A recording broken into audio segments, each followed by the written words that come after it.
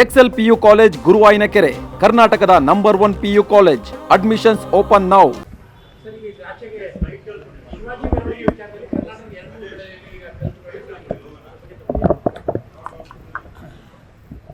ಮೊನ್ನೆ ಮಂಡ್ಯಕ್ಕೆ ಹೋಗಿದ್ದೆ.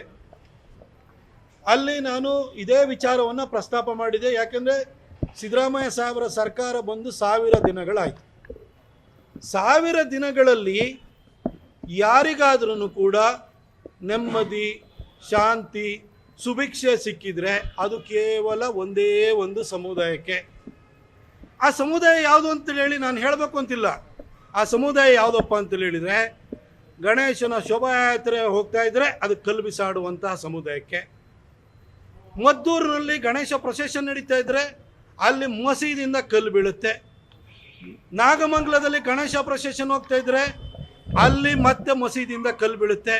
ಈ ಸಮುದಾಯಕ್ಕೆ ನೆಮ್ಮದಿ, ಸುಭಿಕ್ಷೆ, ಸುರಕ್ಷತೆ ಎಲ್ಲದೂ ಕೂಡ ಸಿಕ್ಕಿದೆ. ಅಣ್ಣಮ್ಮ ದೇವಿ ಮೆರವಣಿಗೆ ಹೋಗ್ತಾ ಇದ್ರೆ ಅದಕ್ಕೆ ಕಲ್ಲು ಬಿಸಾಡ್ತಾರೆ. ಅವ್ರಿಗೆ ಇವತ್ತು ನೆಮ್ಮದಿ ಮತ್ತು ಸುರಕ್ಷತೆ ಸಿಕ್ಕಿದೆ. ಇವತ್ತು ಮೊನ್ನೆ ಹಾಗೆ ಇದರಲ್ಲಿ ಬಾಗಲಕೋಟೆನಲ್ಲಿ ಶಿವಾಜಿ ಜಯಂತಿ ಅದ್ರ ಮೆರವಣಿಗೆ ಹೋಗ್ತಾ ಇದ್ರೆ ಅದಕ್ಕೆ ಕಲ್ಲು ಬಿಸಾಡಿದ್ದಾರೆ. ಅವ್ರಿಗೆ ನೆಮ್ಮದಿ ಮತ್ತು ಸುಭಿಕ್ಷೆ ಸಿಕ್ಕಿದೆ.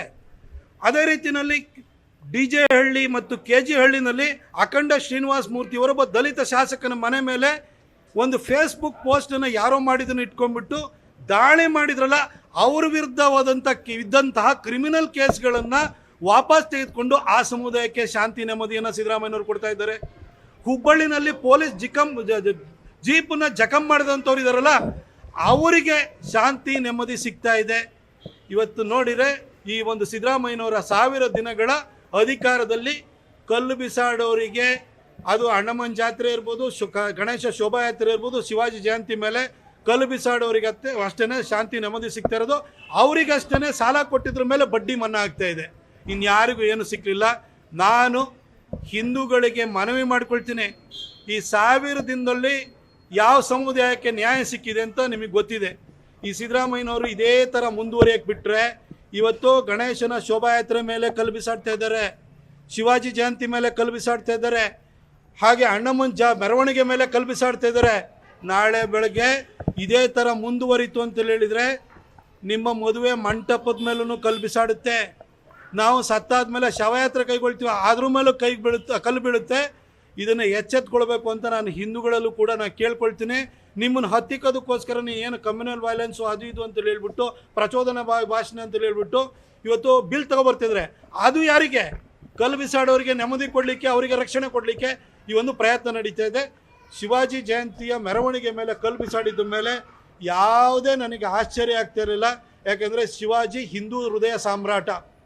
ಕಾಂಗ್ರೆಸ್ಸನ್ನು ಚುಕ್ಕಾಣಿ ಹಿಡಿದು ಕಾಂಗ್ರೆಸ್ಸನ್ನು ಮುನ್ನಡೆಸಿದ ಗಾಂಧಿಗಿಂತ ಮೊದಲು ಬಾಲಗಂಗಾಧರ ತಿಲಕರು 1891ರಲ್ಲಿ ಪ್ರಾರಂಭ ಮಾಡಿದಂತಹ ಶಿವಾಜಿ ಜಯಂತಿ, ಆ ಜಯಂತಿಯ ಮೆರವಣಿಗೆ ಮೇಲೆ ಕಲ್ಲು ಬಿಸಾಡ್ತಾ ಇದೆ ಅಂತಂದರೆ ಇವತ್ತು ಕಾಂಗ್ರೆಸ್ಸಿಗೆ ಎಂತೆಂಥವ್ರು ಬಂದು ಸೇರಿಕೊಂಡು ಇವತ್ತು ಎಂತಹ ಒಂದು ವಾತಾವರಣ ಸೃಷ್ಟಿಯಾಗ್ತಿದೆ ಸಿದ್ದರಾಮಯ್ಯನವ್ರ ಮುಖಾಂತರ ಅನ್ನೋದನ್ನು ಹಿಂದೂಗಳು ಅರ್ಥ ಮಾಡ್ಕೊಳ್ಬೇಕು, ನಮ್ಮ ಕರ್ನಾಟಕದ ಮಹಾಜನತೆ ಅರ್ಥ ಮಾಡ್ಕೊಳ್ಬೇಕು ಅಂತೇಳಿ ಹೇಳಿ ನಾನು ಮನವಿ ಮಾಡ್ಕೊಳ್ತೀನಿ.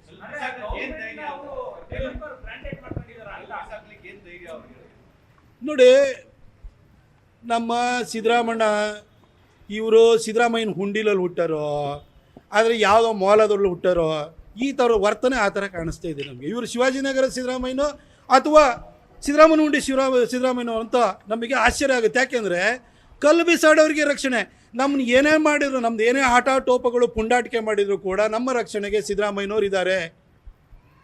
ಅವ್ರಿಗೆ ಹಿಂದೂ ಹೆಸರಿದೆ ಅಷ್ಟೇ, ಆದರೆ ಅವರು ರಕ್ಷಣೆ ಕೊಡ್ತಾ ಇರೋವಂಥದ್ದು ಎಲ್ಲರಿಗೂ ಕೂಡ ಈ ಥರ ಶಾಂತಿಗೆ ಭಂಗ ತರುವಂಥವ್ರು ಕಲ್ಲು ಬಿಸಾಡೋರಿಗೆ ಕೊಡ್ತಾ ಇದ್ದಾರೆ. ಅಖಂಡ ಶ್ರೀನಿವಾಸ ಮೂರ್ತಿಯವ್ರ ಮನೆಗೆ ನುಗ್ಗಿದವರಿಗೆ, ಅವ್ರ ಮನೆಯನ್ನು ಸುಟ್ಟಾಕಿದವ್ರ ವಿರುದ್ಧದ ಕೇಸ್ಗಳನ್ನು ವಾಪಸ್ ತೆಗೆದುಕೊಳ್ತಾರೆ. ಪೊಲೀಸ್ ಜೀಪನ್ನು ಜಖಂ ಮಾಡಿದವ್ರ ವಿರುದ್ಧ ಕೇಸನ್ನು ವಾಪಸ್ ತೆಗೆದುಕೊಳ್ತಾರೆ. ಈ ಹಿಂದೆ 2015ರಲ್ಲಿ ಅವ್ರು ಮೊದಲನೇ ಸಾರಿ ಮುಖ್ಯಮಂತ್ರಿ ಆಗಿದ್ದಾಗ SDPI KFD ವಿರುದ್ಧ ಇದ್ದಂಥ 175 ಕ್ರಿಮಿನಲ್ ಪ್ರಕರಣಗಳು, 1600 KFD ಪುಂಡರ ವಿರುದ್ಧ ಇದ್ದಂಥ ಪ್ರಕರಣಗಳನ್ನು ವಾಪಸ್ ತೆಗೆದುಕೊಳ್ತಾರೆ. ಅಂದರೆ ನಮ್ಮವನೇ ಮುಖ್ಯಮಂತ್ರಿ ಇದ್ದಾನೆ, ನಮ್ಗೆ ಯಾವ ಚಿಂತೆ, ನೋಡ್ಕೋತಾರೆ ಅಂತ ಹೇಳ್ಬಿಟ್ಟು ಧೈರ್ಯ ಬಂದಿದೆ. ಹಾಗಾಗಿ ಕಲ್ಲು ಬಿಸಾಡ್ತಾ ಇದೆ.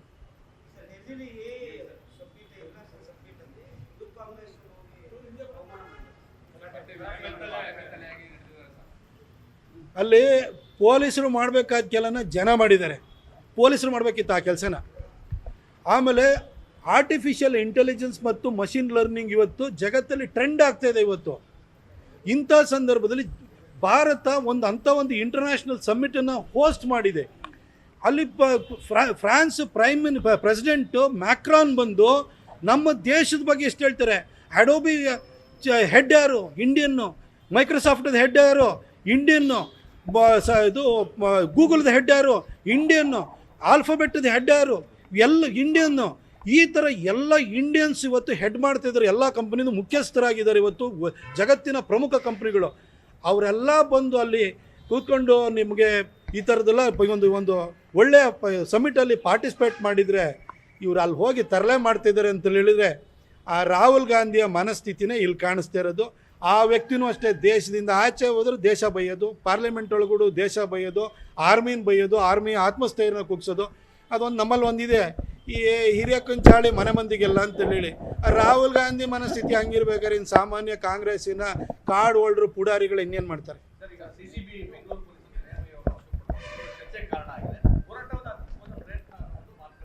ನನಗೆ ಅದ್ರ ಬಗ್ಗೆ ಸಂಪೂರ್ಣವಾದಂಥ ಮಾಹಿತಿ ಇಲ್ಲ. ನಾನು ಕೂಡ ಇವತ್ತು ಬೆಳಗ್ಗೆ ನಾನು ನೋಡಿದೆ ಅಷ್ಟೇ. ಯಾರೇ ಆಗಲಿ, ಯಾವುದೇ ವ್ಯಕ್ತಿ ಆಗಲಿ, ಯಾರ ಮೇಲಾದ್ರೂ ಗುರುತರ ಆದಂಥ ಆರೋಪವನ್ನು ಮಾಡಬೇಕಾದ್ರೆ ಸಾಕ್ಷ್ಯಾಧಾರಗಳನ್ನು ಕೊಡಬೇಕಾಗುತ್ತೆ. ಒಂದು ವೇಳೆ ಅವ್ರ ಹತ್ರ ಸಾಕ್ಷ್ಯಾಧಾರ ಇತ್ತು ಅಂತೇಳಿ ಹೇಳಿದರೆ ನ್ಯಾಯಾಲಯದಿಂದ ಅವರಿಗೆ ಪರಿಹಾರ ಸಿಕ್ಕುತ್ತೆ.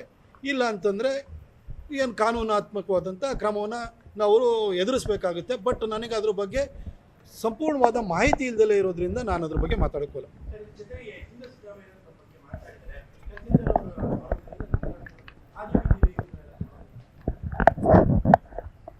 ನಾನು ಯತೀಂದ್ರ ಸಿದ್ದರಾಮಯ್ಯನವರ ಹೇಳಿಕೆಯನ್ನು ನೋಡಿದೆ.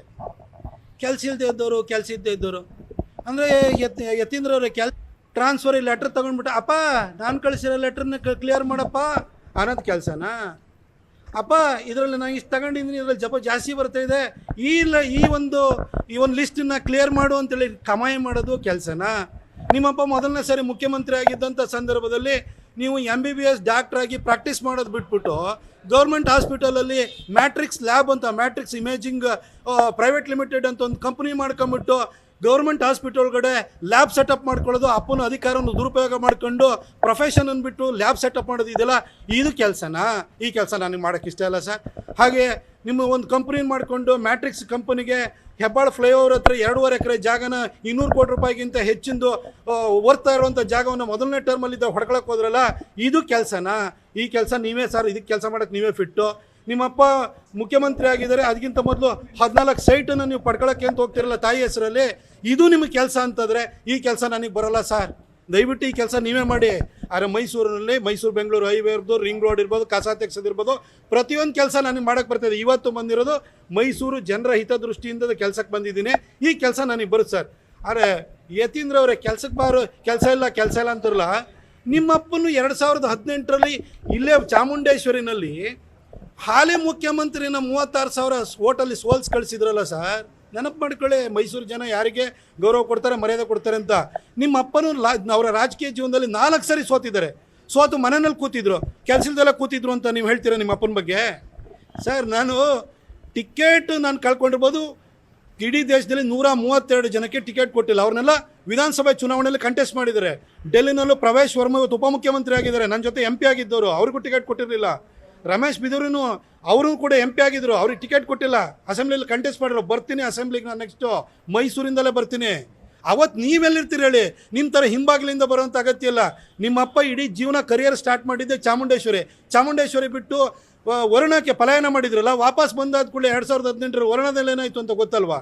ಈ ಥರ ಎಲ್ಲ ಮಾತಾಡಿ ಕೆಲಸ ಇಲ್ದಿದ್ರು ಏನು ಹೋಗಿ ಮೂಡ ಸೈಟ್ ಹೊಡೆಯೋಂಥದ್ದು, ಗೌರ್ಮೆಂಟ್ ಹಾಸ್ಪಿಟಲಲ್ಲಿ ಲ್ಯಾಬ್ ಮಾಡೋವಂಥದ್ದು, ಅದರಲ್ಲಿ BDA ಸೈಟನ್ನು ಹೆಬ್ಬಾಳದ ಹತ್ರ ಹೊಡ್ಕೊಳ್ಳೋವಂಥದ್ದು, ಟ್ರಾನ್ಸ್ಫರ್ ಮಾಡಿಬಿಟ್ಟು ಲಿಸ್ಟನ್ನು ಕೊಡೋವಂಥದ್ದು, ಅವ್ರ ಹತ್ರ ಕಮಿಷನ್ ತೊಗೊಳ್ಳೋದು, ಇದು ಕೆಲಸನ ಇದು? ಮೊನ್ನೆ ಜಾರ್ಜ್ ಯಾಕೆ ರಿಸೈನ್ ಮಾಡೋಕ್ಕೆ ಹೋಗಿದ್ರು? ನಿಮ್ಮ ಕಾಟಕ್ಕೋಸ್ಕರನೇ ಜಾರ್ಜ್ ರಿಸೈನ್ ಮಾಡೋಕ್ಕೆ ಹೋಗಿದ್ದು. ಅವ್ರ ಇಲಾಖೆನೆಲ್ಲ ಹೋಗಿ ಕೈ ಆಡಿಸ್ತೀರಿ ಅಂತೇಳಿ. ನಿಮ್ಮ ಒಬ್ಬರು ಶಾಸಕರು ನಿಮ್ಮ ಪರವಾಗಿದ್ದಾರೆ ಹೇಳಿ ನೋಡೋಣ. ಎಲ್ಲ ಕಡೆ ಪೊಲೀಸ್ ಡಿಪಾರ್ಟ್ಮೆಂಟಲ್ಲಾಗಲಿ, ಯಾವ ಡಿಪಾರ್ಟ್ಮೆಂಟಲ್ಲಾಗಲಿ ಅವ್ರದ್ದು ಟ್ರಾನ್ಸ್ಫರ್ ಆಗಬೇಕು ಅಂತಂದರೆ ಯತೀಂದ್ರ ಲೆಟ್ರ್ ಬೇಕು. ಯಾವ ಕೆಪಾಸಿಟಿ ಮೇಲೆ ಕೊಡ್ತೀರಿ? ನೀವೊಬ್ಬರು ಕೇವಲ ಒಬ್ಬ ನೀವೊಬ್ಬ ವಿಧಾನ ಪರಿಷತ್ತು ಹಿಂಬಾಗ್ಲಿಂದ ಒಳಗಡೆ ಬಂದಿರುವಂಥ ಒಬ್ಬ ಶಾಸಕ ಅಷ್ಟೇ, ಅದು ನಿಮ್ಮ ಅಪ್ಪನ ಕೃಪೆಯಲ್ಲೇ. ನೀವು ಪ್ರತಾಪ್ ಸಿಂಹನ ಕೆಲಸ ಇಲ್ಲದವನು ಅಂತ ಹೇಳ್ಬಿಟ್ಟು ಕೆಲಸ ಇಲ್ಲ ಅಂತ ಹೇಳ್ತಿರಲ್ಲ. ನಾನೊಬ್ಬ ಪತ್ರಕರ್ತ ಆಗಿ ಬಂದಿರೋನು. ನೀವೇನ್ರಿ ನಿಮ್ಮ ಹೆಸರು ಮುಂದೆ ಸಿದ್ದರಾಮಯ್ಯ ಅಂತ ತೆಗೆದಾಕ್ಬಿಡಿ. ನಿಮ್ಮನ್ನು ಊರಿನಲ್ಲಿ ಯಂಕಣ್ಣ ಶೀನಣ್ಣನು ಗುರುತಿಸಲ್ಲ ನಿಮ್ಮನ್ನು. ನಿಮಗೆ ಅಸ್ತಿತ್ವನೇ ಇಲ್ಲ ರೀ. ನಿಮ್ಮ ಅಪ್ಪನ ಸರ್ನೇಮ್ ಇಲ್ಲ ಅಂದರೆ ನೀವು ವಿಧಾನ ಪರಿಷತ್ಗೆ ಹೋಗ್ತಾಯಿದ್ದೀರಾ, ನೀವು ಶಾಸಕರಾಗ್ತಿದ್ದೀರಾ. ನೀವು ಈ ಲೆಟ್ರನ್ನ ನೀವು ಎಲ್ಲರಿಗೂ ಟ್ರಾನ್ಸ್ಫರ್ ಲೆಟ್ರನ್ನ ಕೊಡ್ತಾಯಿದ್ದೀರಾ. ನಿಮ್ಮ ಅಪ್ಪನ ಹೆಸರಿಟ್ಕೊಂಡು ಅಸ್ತಿತ್ವ ಉಳಿಸ್ಕೊಂಡಿರೋರು ನೀವು. ಬೇರೆಯವ್ರ ಬಗ್ಗೆ ಕೆಲಸ ಇಲ್ಲ, ಅದು ಇದು ಖಾಲಿ ಕೂತಿದ್ದಾರೆ ಅಂತ ಹೇಳಕ್ಕೆ ಹೋಗ್ಬೇಡಿ. ನನಗೆ ಅಧಿಕಾರ ಇದ್ದಾಗ ಅಧಿಕಾರದ ಬಾಲದಲ್ಲಿ ಕೆಲಸ ಮಾಡ್ತಿದ್ದೆ. ಮೈಸೂರಲ್ಲಿ ಇವತ್ತು ಕಸ ತೆಗಿಯೋಕೆ ಪ್ರತಾಪ್ ಸಿಂಹ ಮಾಡಿಸ್ತಿರೋದು. ನಿಮ್ಮ ಅಪ್ಪ ಓಡಾಡ್ತಾರಲ್ಲ ಬರ್ತಾರಲ್ಲ, ಝೀರೋ ಟ್ರಾಫಿಕ್ ತೊಗೊಂಬಂದು ಆ ರಸ್ತೆ ಮಾಡಿಸಿರೋ ಪ್ರತಾಪ್ ಸಿಂಹ. ಇವತ್ತು Mysuru ring road national level ಮಾಡ್ಕೊಂಡಿರೋ ಪ್ರತಾಪ್ ಸಿಂಹ. ಇವತ್ತು ಇಷ್ಟು ಕಾಮಗಾರಿ ನಡೀತಾ ಇರೋದು ಪ್ರತಾಪ್ ಸಿಂಹ ಮಾಡಿಸಿರೋದು. ನಿಮ್ಮಪ್ಪ ಏನು ಮಾಡಿಸಿದ್ರು ಹೇಳಿ ನೋಡೋಣ. ಸುಮ್ಮನೆ ಕೂತ್ಕೊಂಡು ಇಲ್ಲಿ ತಮಟೆ ಬಾರಿಸ್ಬೇಡಿ. ಈ ಥರ ನೀವು ಬೇರೆಯವ್ರ ಬಗ್ಗೆ ಹಗುರವಾಗಿ ಅವಹೇಳನಕಾರಿಯಾಗಿ ತುಚ್ಛವಾಗಿ ಮಾತಾಡುವಂಥದ್ದನ್ನು ದಯವಿಟ್ಟು ಬಿಡಿ. ನೀವೊಂದು ಮೆಡಿಕಲ್ ಡಿಗ್ರಿ ತೊಗೊಂಡಿರಿ, ಆ ಡಿಗ್ರಿಗಾದ್ರೂ ಒಂದು ಸ್ವಲ್ಪ ಮರ್ಯಾದೆ ಸಿಕ್ಕಲಿ. ನೀವು ಒಂದು ಡಿಗ್ರಿ ತಗೊಂಡು ಪ್ರೊಫೆಷನ್ ಮಾಡೋದು ಬದಲು ಬರೀ ಟ್ರಾನ್ಸ್ಫರ್ ಮಾಡ್ಕೊಂಡು ದುಡ್ಡು ಹೊಡ್ಕೊಂಡಿದ್ದೀರಿ. ನಿಮ್ಮನ್ನೇನು ಕೇಳಿದ ಕೂಡಲೇ ನೀವು ಅಲ್ಲಿ ಹೋಗ್ಬಿಟ್ಟು ಸಣ್ಣ ಪುಟ್ಟವ್ರ ಹತ್ರ ಹೇಳ್ಸೋದು, ವರ್ಣಕ್ಕೆ ಬಂದು ನಿಂತ್ಕೊಳ್ಳಿ ಅಂತ. ಬನ್ನಿ ನೋಡೋಣ, ಇಲ್ಲಿ ಮೈಸೂರು ಸಿಟಿನಲ್ಲಿ ನಿಂತ್ಕೊಳ್ಳಿ ನೋಡೋಣ. ನಿಮ್ಮ ಅಪ್ಪನ ಕೈಲಿ ನಿಲ್ಲಿಸಿ ಸೋಲಿಸ್ತೀನಿ ಅಲ್ವಾ ನೋಡೋಣ. ಸುಮ್ಮನೆ ಇವೆಲ್ಲ ಮಾತಾಡೋಕ್ಕೆ ಹೋಗಬೇಡಿ. ನ್ಯೂಸ್ ಫಸ್ಟ್ ನಿರ್ಭೀತಿಯಿಂದ ನಿಮ್ಮ ಪರವಾಗಿ.